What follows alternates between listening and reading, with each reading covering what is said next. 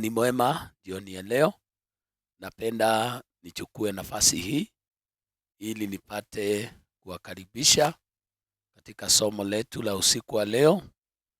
Ni wiki nyingine Mungu ametujalia kuona wiki hii ili tupate kuendelea na somo letu la leo, na kwa hivyo tunamshukuru Mungu kwa sababu ya jinsi ambavyo amekuwa pamoja nasi tangia asubuhi, na tumeendelea katika shughuli mbalimbali na Mungu amekuwa pamoja nasi. Kwa hivyo karibuni usiku wa leo tunapoingia katika somo letu.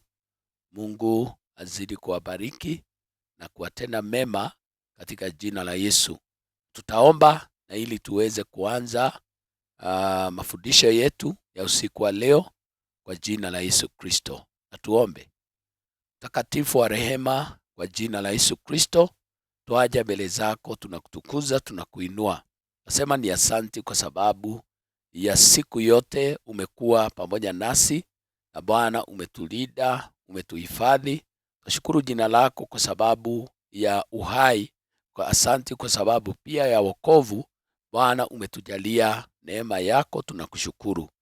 Bwana wa rehema, tunapoanza mafundisho yetu ya siku ya leo, tunaalika uwepo wako uwe pamoja nasi mwanzo hadi mwisho. Tunatarajia ya kwamba utakuwa pamoja nasi tutakapoendelea kuelewa na kulisoma na kulitafakari neno lako kwa jina la Yesu Kristo. Bariki kila msikilizaji, Mungu wa rehema, ambaye tutaandamana usiku wa leo.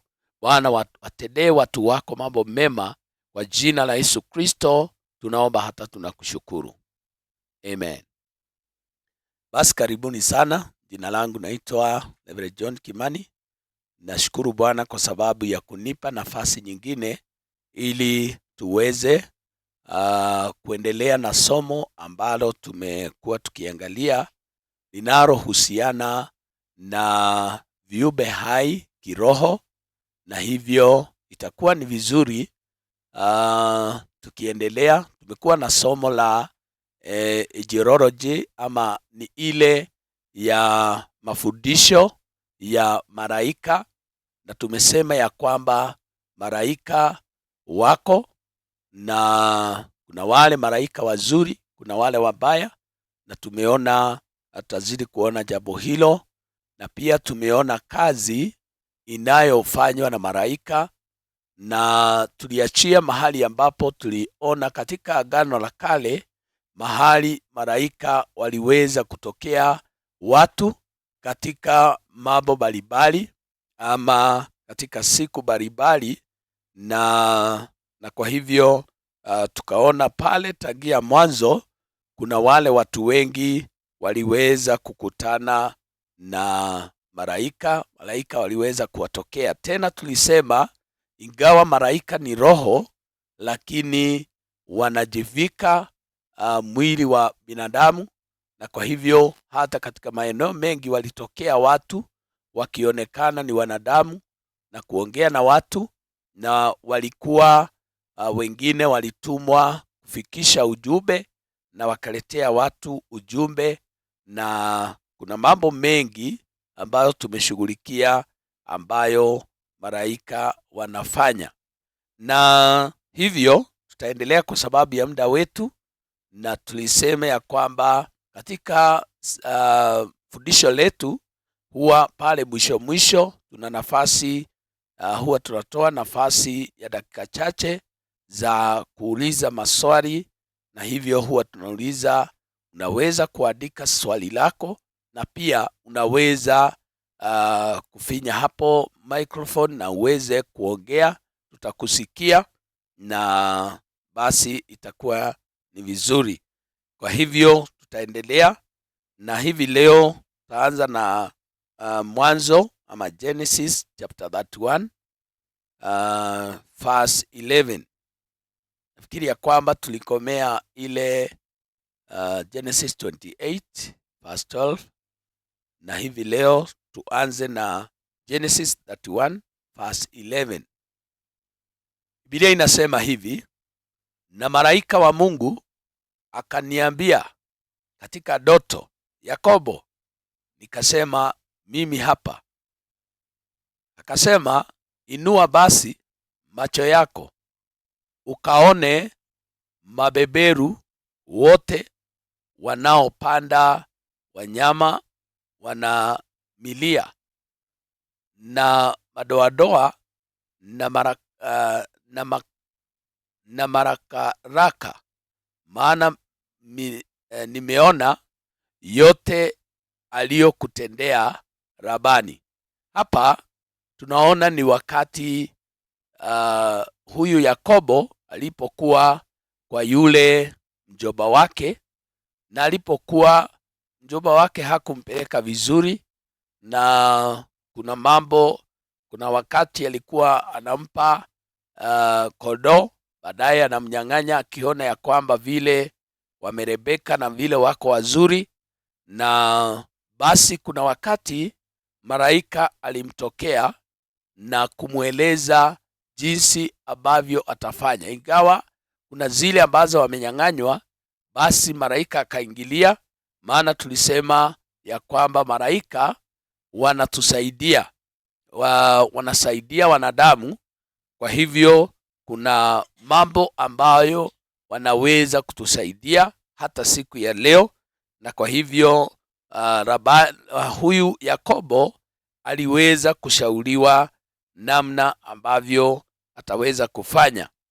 Na katika Mwanzo 32 na mstari wa kwanza, hapo pia tutaona baada ya Yakobo kuondoka na kuachana na Labani, bado malaika alimfuata. Biblia inasema ya kwamba Yakobo akashika njia. Genesis 32 verse 1 tunasoma pale, Yakobo akashika njia yake na malaika wa Mungu wakakutana naye. Naye Yakobo alipowaona alisema, hili ni jeshi la Mungu. Akapaita mahali pale Mahanaimu. Mstari wa 3, basi Yakobo akapeleka wajumbe mbele yake kwenda kwa Esau ndugu mpaka nchi ya Seiri katika nyika ya Edomu.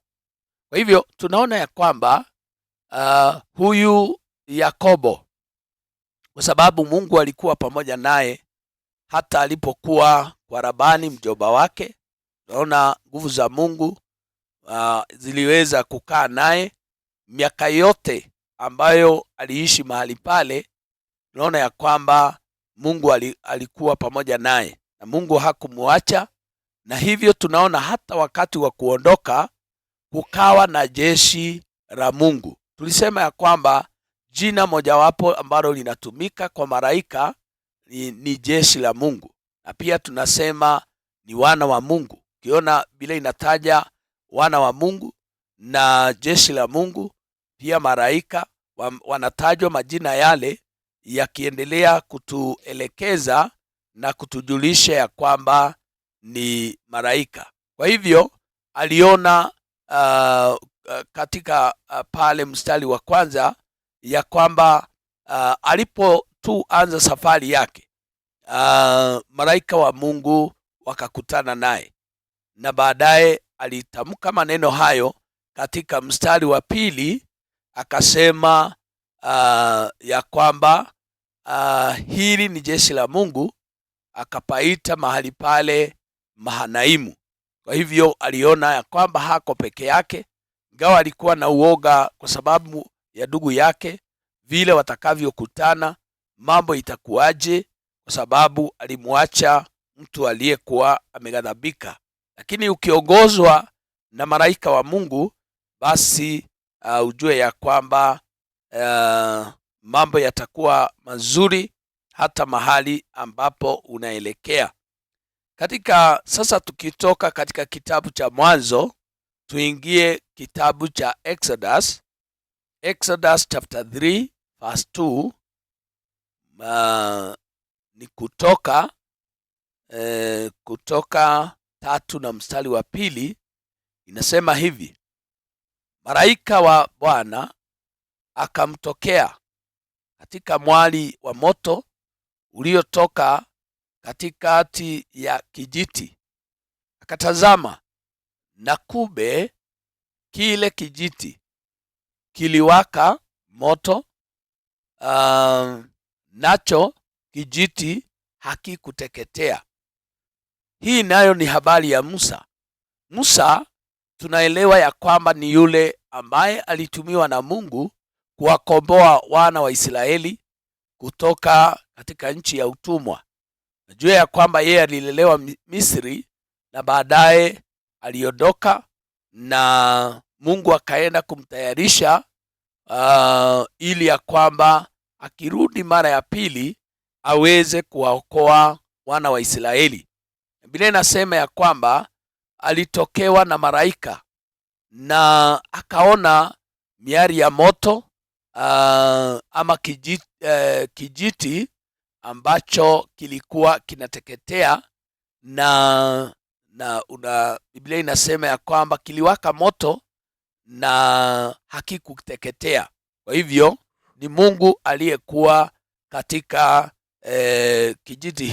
kijiti hicho, na kwa hivyo akaona malaika wa Bwana, na huyu malaika akanena naye ili ya kwamba ajue ujumbe unaohitajika ni kwamba Mungu ndiye atakayetumia kwenda kwa Farao na ili aweze kuwakomboa wana wa Israeli.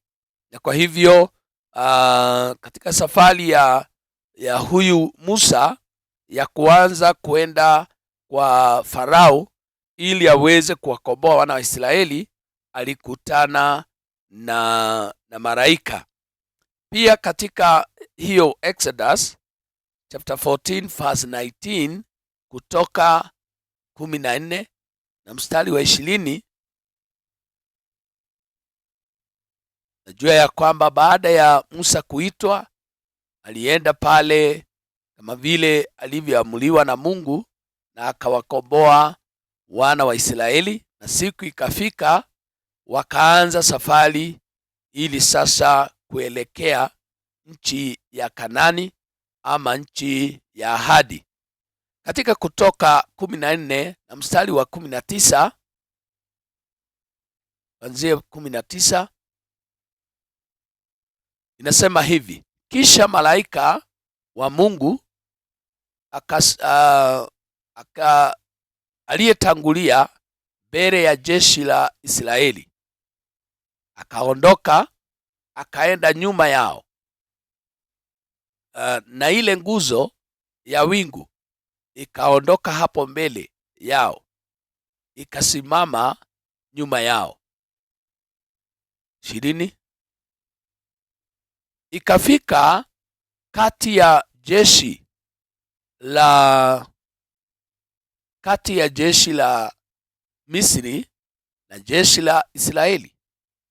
Hapo palikuwa na lile wingu na lile giza, lakini lilitoa nuru wakati wa usiku, na hawa hawakuwakaribia hawa usiku kucha.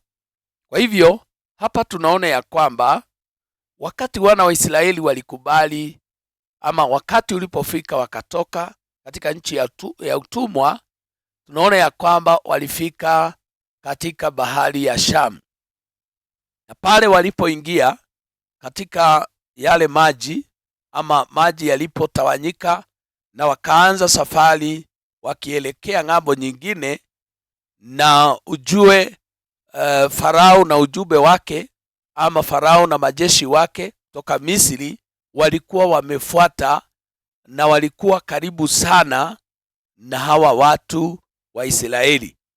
Lakini Mungu tunaona ya kwamba alituma malaika wa kuwazuia ama wa kukaa katikati mwao na wale wa Misri, na kwa hivyo kumaanisha ya kwamba walipewa ile tunaita divine protection, waliweza kulindwa na kuzuiwa na kufikiwa na kuangamizwa na maadui wao. Na kwa hivyo, kwa sababu kuna wale walikuwa wazee, kuna wale walikuwa watoto wachanga, walikubaliwa waendelee katika safari yao pole pole kulingana na mwendo wao. Na hivyo ni vizuri kuelewa ya kwamba malaika wakiwa kazini, watu wa Mungu watalindwa, watu wa Mungu watakuwa salama, na kwa hivyo waliweza kuongozwa vizuri. Huyu malaika alikuwa akitangulia wale wana wa Israeli, lakini wakati huu Biblia inasema alirudi nyuma yao na pia akaweza na pia wingu likatoka mbele yao, ama ile nguzo ikatoka mbele yao na ikaja nyuma yao. Kwa hivyo walikuwa na ulinzi mkali sana. Kwa hivyo adui wao hawangeweza kuwafikia, na Mungu akawasaidia katika njia hiyo. Kwa hivyo ni vizuri kuelewa ya kwamba malaika wana kazi, na hivyo hivyo walivyofanya katika nyakati hizo za zamani, hata nyakati zetu bado wako kazini, na tulikubaliana hayo na tuliona hayo. Kuna sehemu ambazo tuliangalia na tukaona katika Agano Jipya pia malaika waliweza kushuhudiwa, na tukasema ya kwamba hata wakati wetu bado wanapigana vita, wanatuzuilia mambo mengi na hatari nyingi, na tunaepushwa na ile hali ya kuangamia. Katika Kutoka 23 na mstari wa 20,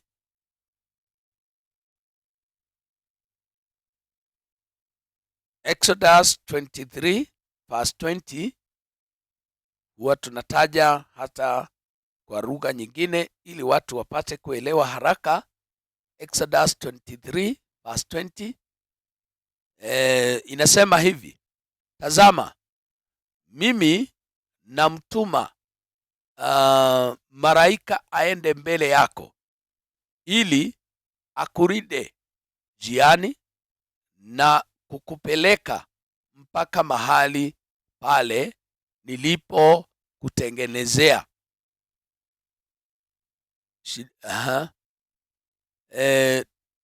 21, jitunzeni mbele yake, muisikize sauti yake, wala msimtie kasilani, maana hata wasamehe makosa yenu, kwa kuwa jina langu limo ndani yake. Kwa hivyo tunaona ya kwamba huyu malaika ama tunaona katika nyakati hizo malaika walitumika katika kuongoza watu na kuwaelekeza, na hivyo watu walikuwa, yani maisha ya watu wa Mungu yalifanywa kuwa rahisi, kwa sababu njia zingine ambazo walitumia ama walizopitia zilikuwa na hatari nyingi sana. Kumbuka, wana wa Israeli walipitia mahali ambapo palikuwa na maadui, watu waliokuwa wanawagojea, maana walisikia kuna watu wanakuja, na wale watu wanakuja kuweza kunyakua mashamba yetu. Na kwa hivyo, lakini kwa sababu ya malaika waliweza kulindwa kwa njia kubwa. Kwa hivyo malaika wanaongoza, na hata katika Hesabu Numbers 20 na mstari wa 16, Hesabu 20 na mstari wa 16, ndio Numbers 20 and verse 16. Tena tulipomlilia Bwana akatusikiza sauti yetu, akamtuma malaika na kututoa tutoke Misri, nasi tupo hapa Kadeshi, mji wa mpakani mwako mwa mwisho. Tulisema ya kwamba Jambo moja ambalo linafanya malaika akuje ni kwa njia ya kumuomba Mungu. Tunaomba aachilie malaika, tunamuomba, tunataka ulinzi, tunataka support hii na mambo kama hayo, basi yule malaika anatumwa. Kwa hivyo hata hao wanasema walimlilia Bwana na Mungu akawasikiza na baadaye akamtuma malaika.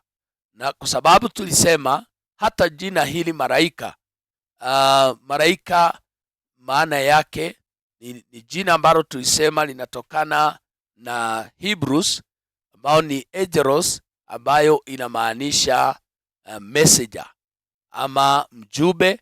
Na kwa hivyo tukisema atumwe, anatumwa na anakuja kutekeleza yale ambayo yamemfanya kutumwa. Katika Hesabu Numbers 22 verse 22 na kuendelea, Numbers 22 ama Hesabu 22 na mstari wa 22 inasema hivi: hasira ya Mungu ikawaka kwa sababu alikwenda. Malaika wa Bwana akajiweka njiani ili kumpinga. Basi alikuwa amepanda punda wake na watumishi wake wawili walikuwa pamoja naye. Na yule punda akamuona malaika wa Bwana amesimama njiani na upanga wake mkononi mwake, amekwisha kuufuta. Punda akageuka upande ili kuiacha njia, akaingia shambani. Balamu akampiga punda ili kumrejesha njiani. Kisha malaika wa Bwana akasimama mahali penye bonde katikati ya mashamba ya mizabibu, tena penye kitaru upande huu na kitaru upande huu. Yule punda akamwona malaika wa Bwana, akajisonga ukutani, akamseta Balamu mguu wake na basi akampiga mara ya pili. Malaika wa Bwana akaendelea mbele, akasimama mahali pembamba sana. Hapakuwa na nafasi ya kugeukia mkono wa kuume wala mkono wa kushoto. Yule punda akamwona malaika wa Bwana, akajilaza chini ya Balamu. Hasira yake Balamu ikawaka, akampiga punda kwa fimbo yake. Bwana akakifunua kinywa cha yule punda, naye akamwambia Balamu, nimekutenda nini hata ukanipiga mara tatu hizi? Balamu akamwambia punda, kwa sababu umenidhihaki, laiti ningekuwa na upanga mkononi mwangu, ningekuua sasa hivi.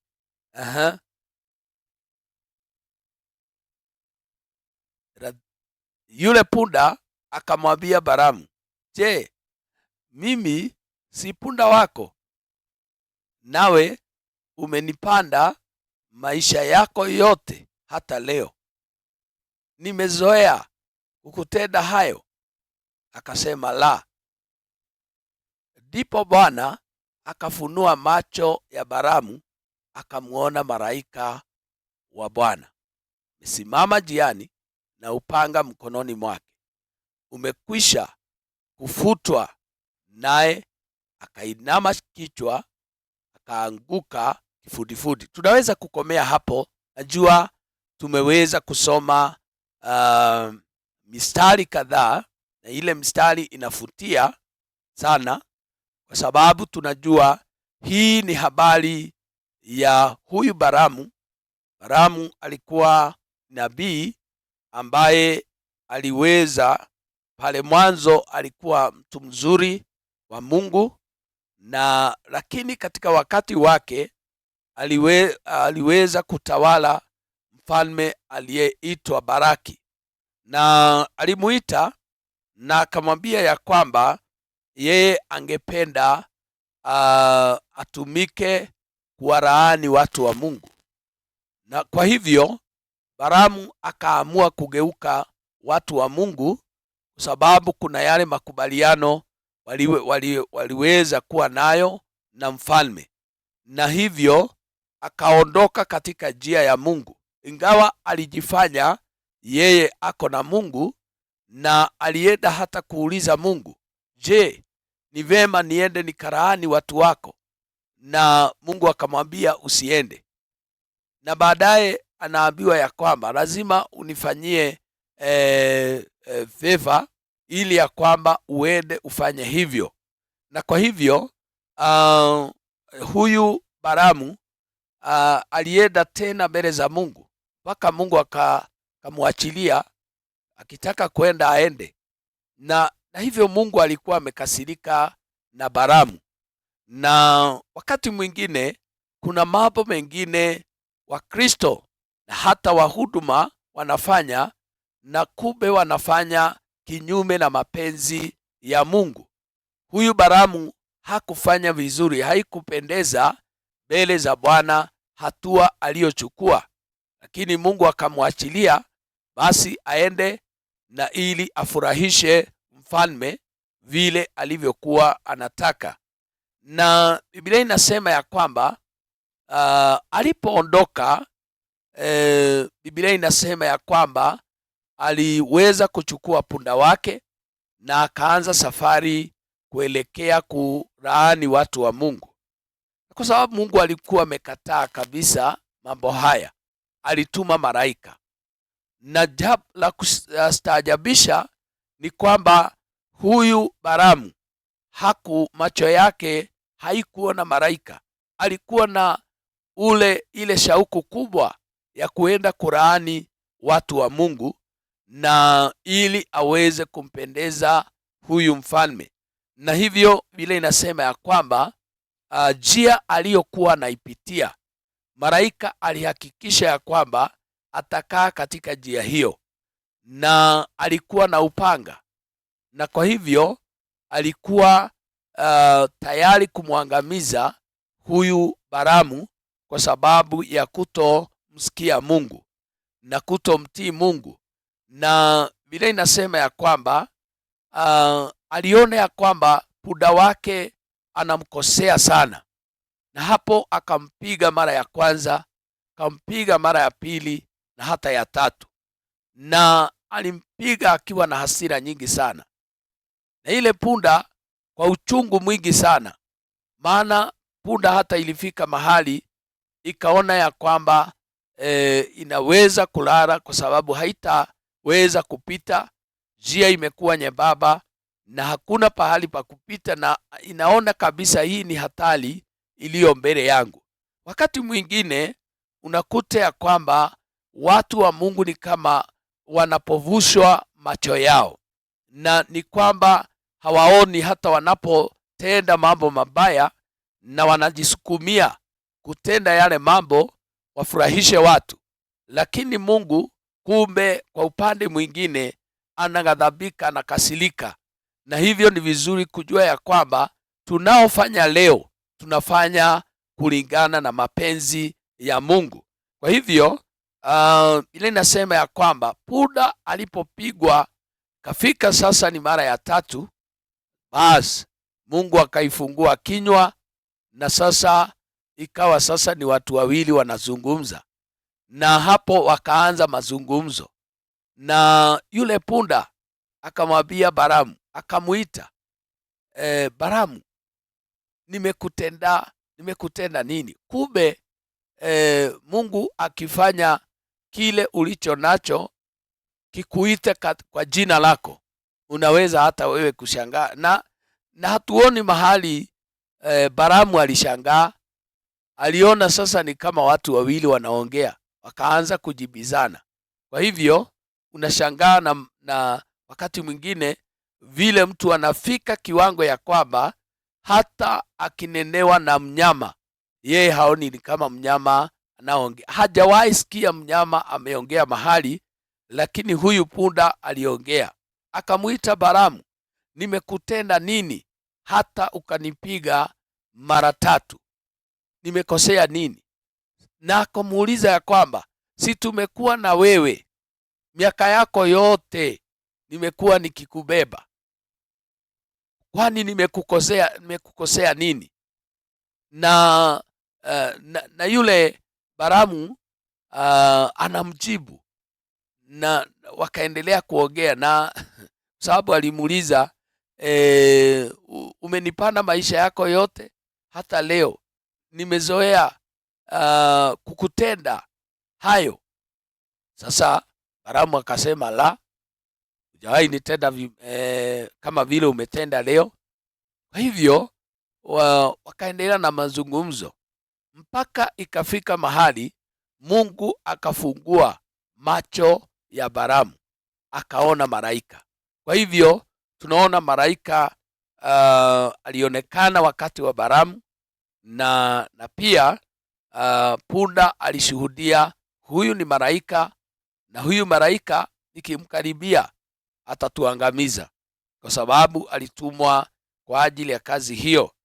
Na kwa hivyo ni vizuri kujua ya kwamba malaika akiwa kazini, ni vizuri hata sisi tujue wakati malaika amekuja mbele yetu na tuzuia kutoenda pengine maeneo fulani, ana sababu ya kufanya hivyo, kwa sababu Mungu ndiye huona yaliyo. Na tunajua ya kwamba hata kama Balamu alijisukumia sana, alipoenda sasa mbele ya watu na Balaki yako pale, akafungua kinywa chake, Biblia inasema ya kwamba alianza kubariki watu wa Mungu.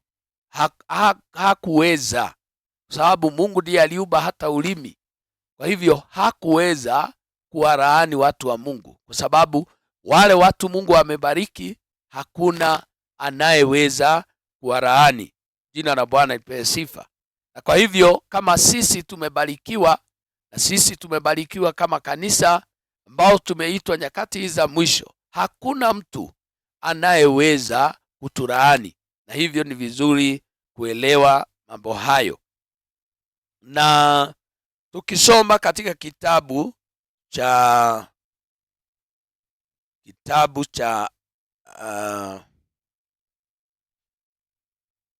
Waamuzi, ndio nilikuwa nataka kutafuta jina hilo, Waamuzi ama Judges, Judges chapter 2.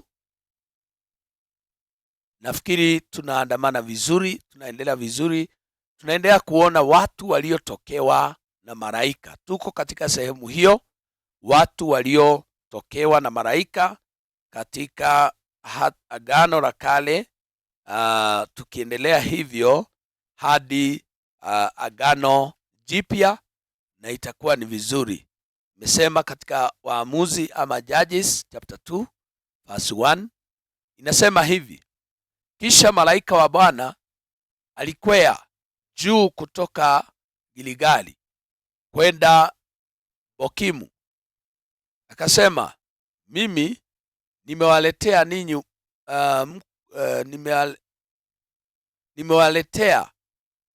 ninyi mkwee juu kutoka nchi ya Misri, nami nimewaleta hata nchi niliyowaapia baba zenu.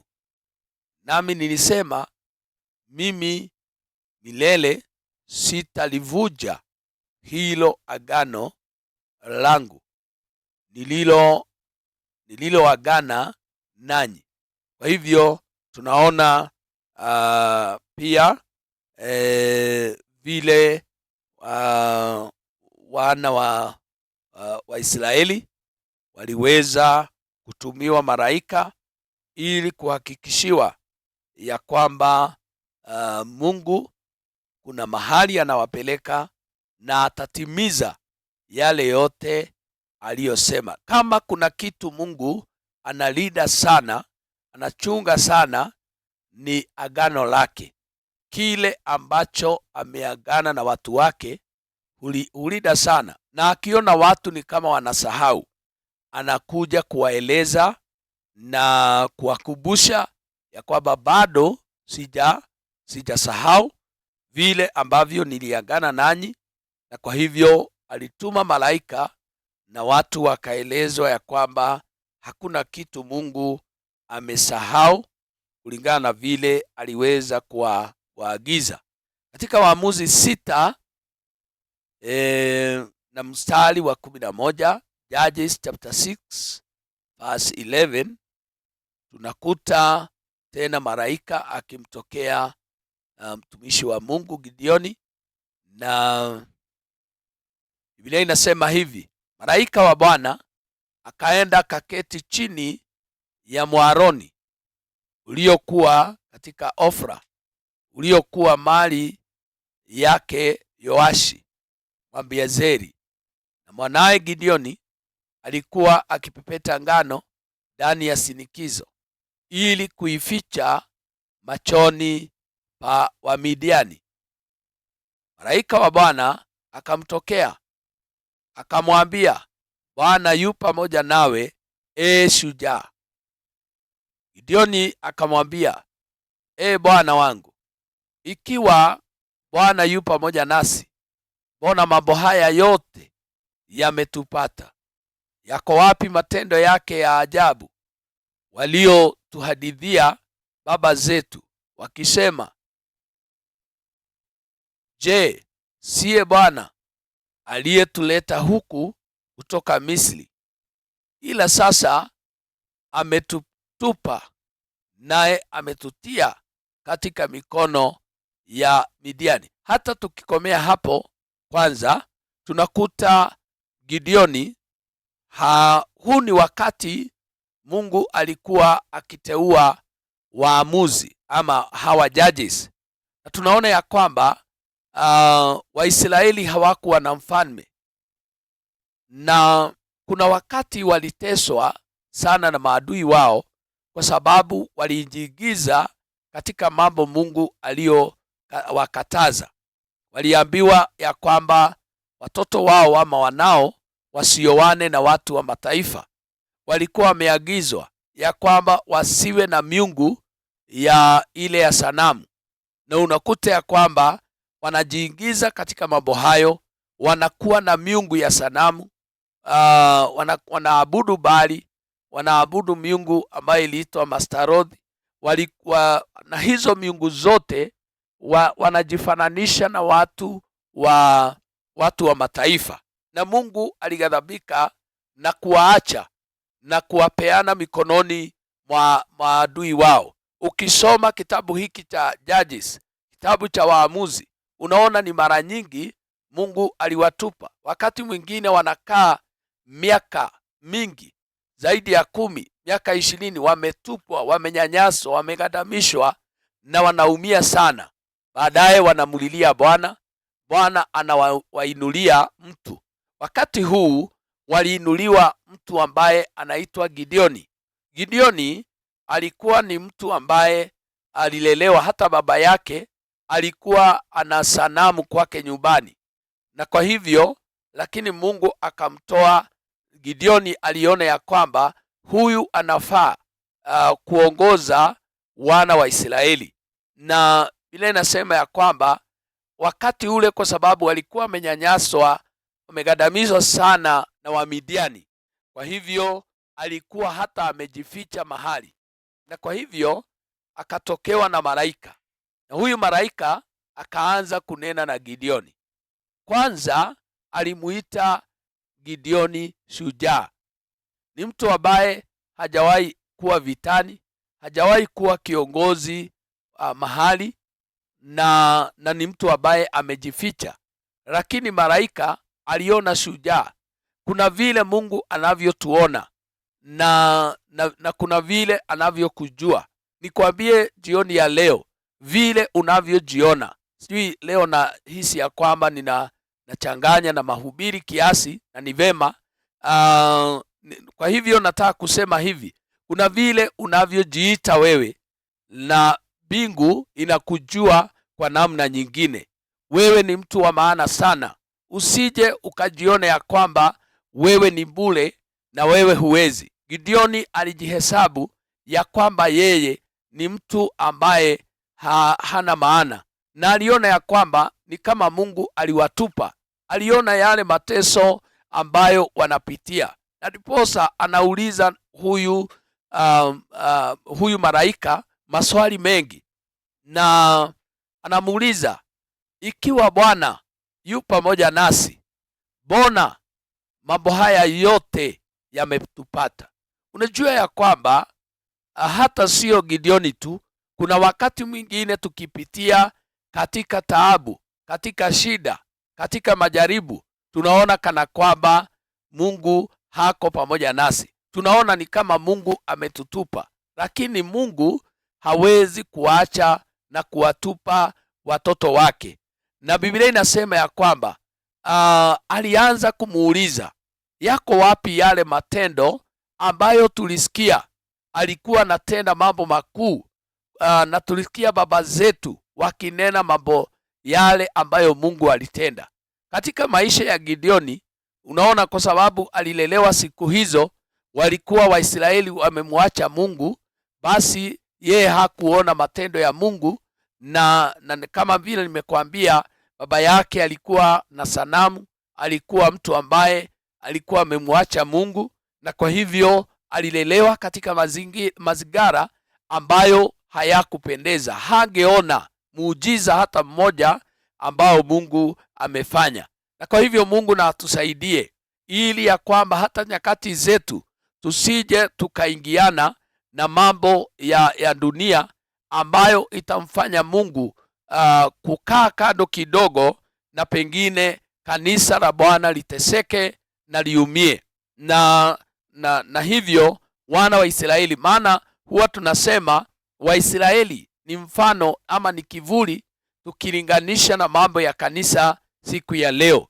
Pia ile safari walioenda na mambo waliokuwa yanawapata inaweza kutokea hata katika nyakati zetu tusipokesha na kuangalia vile maisha yetu yalivyo. Na hivyo na Mungu atusaidie. Kile ambacho tunatazama hapa ni Gideoni, ya kwamba Gideoni alinena na malaika, walisemezana. Gideoni anasema hivi, malaika anasema hivi, ili kumrekebisha huyu Gideoni na kuleta mawazo yake ya kwamba Mungu hajawatupa, Mungu atawaokoa, Mungu atasaidia Gideoni aokoe watu wa Mungu kupitia mikono wake. Mstari wa 14 katika hiyo sura ya 6 kitabu cha Judges 14 inasema, Bwana akamtazama akasema, enenda kwa uwezo wako huu ukawaokoe Israeli na mkono wa Midiani. Je, si mimi ninayekutuma? Kwa hivyo Mungu alikuwa anajua ya kwamba Gideoni ana potential, ana uwezo, na kwa hivyo hakuambiwa ya kwamba nimekuongeza nguvu zingine. Mungu alitumia nguvu alizokuwa nazo, na ni vizuri kuelewa ya kwamba hata sasa Mungu akikwambia uhubiri, anajua ya kwamba utahubiri. Mungu akikwambia uimbe, anajua ya kwamba utaimba. Usianze kusema mimi siwezi, mambo mengi. Ukianza na nguvu ulio nayo, basi Mungu anaingilia hapo na anakusaidia. Kuna mambo mengi watu wengi wameweza kusema ya kwamba hawawezi, lakini punde tu unapoanza na ile nguvu ulio nayo, utakuta ya kwamba Mungu ataendelea kukusaidia. Na kwa hivyo nafurahishwa na mazungumzo ya malaika na huyu Gideoni, na kwa hivyo akaambiwa enende na nguvu aliyo nayo, na Mungu akamuuliza, si ni mimi nimekutuma? Na mimi kama nimekutuma, basi mambo yatakuwa sawa. 15 mstari wa 15, akamwambia, Bwana, nitawaokoa Israeli kwa jinsi gani? Tazama, jamaa zangu ndio walio maskini sana katika Manase, mimi ndimi niliye mdogo katika nyumba ya baba yangu. Na Bwana akamwambia, hakika nitakuwa pamoja nawe, nawe utawapiga Wamidiani kama mtu mmoja. Bwana apewe sifa. Kwa hivyo haya ni mazungumzo ya malaika yaliyotoka katika kinywa cha Mungu, na hivyo akaletea Gideoni ujumbe. Na kwa hivyo malaika wanaweza kuleta ujumbe wa kututia moyo, ingawa hata pia katika nyakati zetu Mungu anatumia njia nyingi. Naweza kutumia neno lake, naweza kutumia manabii wake, na hivyo ni vizuri kujua pia malaika anaweza kutumika ili kuweza kuleta ujumbe. Na hata huyu alipotaka kusema wao ni maskini, alipotaka kusema yeye ni mdogo sana, bado alitumika. Na ukiendelea kusoma utaona ya kwamba Mungu kweli alimsaidia. Tunajua Gideoni alitafuta wanajeshi wengi, alitafuta watu 32,000, ndio alitafuta wanaume 32,000. Akaambiwa hawa ni wengi sana, na kukawa na mitihani ambayo itaendelea, na basi baadaye kukabaki watu 300. Alipigana na watu 300 na ushindi ukapatikana. Na katika wale 300 hakuna aliyekuwa na fimbo, hakuna aliyekuwa na mshale, hakuna aliyekuwa na mkuki, lakini Mungu akawatumia wale na ushindi ukaweza kupatikana. Na kwa hivyo ni vizuri kujua ya kwamba hata nyakati zetu Mungu anaweza kututia nguvu za kuendelea na kufanya kazi. Na mwisho tusome katika hiyo Waamuzi 13 mstari wa 2. Nisome likiwa ya mwisho ili tuone kama kuna swali. Sio kama muda utatukubalia. Sasa tusome katika Waamuzi 13 na mstari wa 2. Naona ni kama muda umekimbia sana, lakini pengine leo nimetumia muda nimehubiri kiasi. Waamuzi, Judges chapter 13 verse 2 inasema hivi: palikuwa na mtu mmoja wa Sola wa jamaa ya Wadani, jina lake akaitwa Manoa, na mkewe alikuwa tasa, hakuzaa watoto. Malaika wa Bwana akamtokea yule mwanamke akamwambia, tazama, wewe sasa utasa, uzai, lakini utachukua mimba, nawe utamzaa mtoto mwanaume. Basi sasa jihadhari na kuomba, usinywe divai wala kileo, wala usile kitu kilicho najisi. Hata kama tutakomea pale, tunaona ya kwamba kuna huyu mtu ambaye anaitwa Manoa, na Biblia inasema ya kwamba alikuwa na mke, na mke wake hakuzaa watoto. Na siku moja malaika akamtokea mke wa Manoa na akamweleza ya kwamba ingawa wewe utasa na wewe huzai, sasa kuna ujumbe nimekuletea, na ujumbe ni kwamba utamzaa mwana. Na ukiendelea kusoma unaona anamweleza ya kwamba ajihadhari, na maana yule atakayezaliwa ni mnazili wa Bwana ama mti wa mafuta wa Bwana, na pia huyu atakuwa mwamuzi. Na kwa hivyo jina lake la huyu mtoto ni Samsoni, na tutaendelea kuona vile Mungu alimtumia Samsoni, na kukawa na mambo mengi yaliyotendeka ya ajabu na huyu Samsoni. Kwa hivyo malaika anaweza kukutokea hata wewe, hata usiku, hata mchana. Anaweza kukutokea, anaweza kuleta ujumbe kutoka katika kiti cha enzi, na aweze kunena vile mambo itakavyo badilika, ama vile mambo itakavyokuwa kesho, na kesho yako itakuwa ya ajabu. Si lazima mambo yawe vile yalivyo leo, mambo yanaweza kubadilika, na hivyo ni vizuri kuelewa ya kwamba bado Mungu anakujali. Mungu anaweza kuachilia ujumbe kwa ajili yako. Usife moyo, na hivyo ni vizuri kumtegemea Bwana hata usiku wa leo. Na kwa hivyo ya leo masomo tunafikisha hapo, ili kwanza tuangalie kama kuna swali, na kwa hivyo natoa nafasi hiyo kwa ajili ya swali.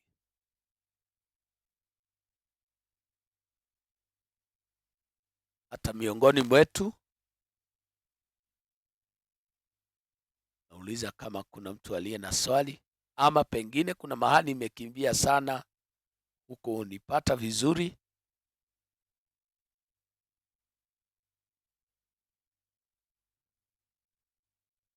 Na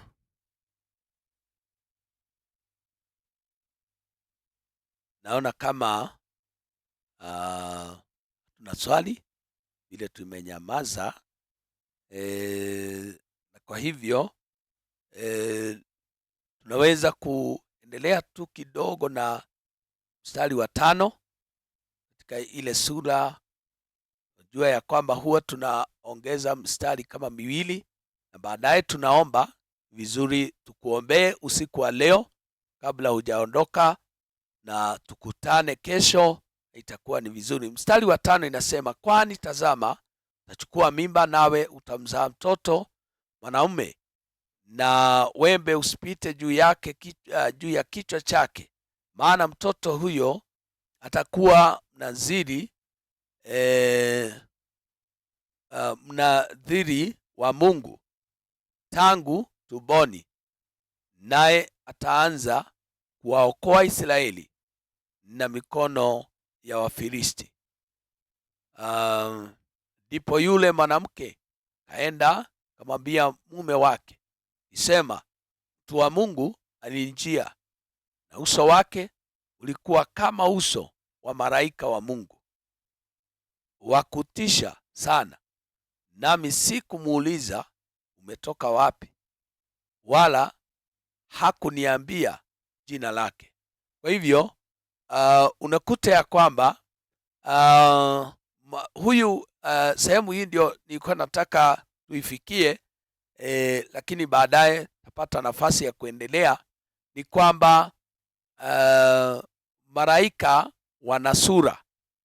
Unaweza kufahamu huyu ni malaika, maana huyu mke wa Manoa aliona huyu mtu, hata kama hakumuuliza jina lake. Aliona kwanza huyu ni mtu wa Mungu, na tena akaona sura yake ni malaika wa Mungu. Alikuwa na sura ya kutisha, na kwa hivyo hakumuuliza kitu, lakini alipokea ujumbe alioelekezwa, ama alioambiwa, ama aliopokea kutoka kwa huyu malaika. Kwa hivyo ni vizuri ujue ya kwamba kunao malaika, na kuna watu wamewahi kutokewa na malaika wabaya, na pia sura yao inaonekana.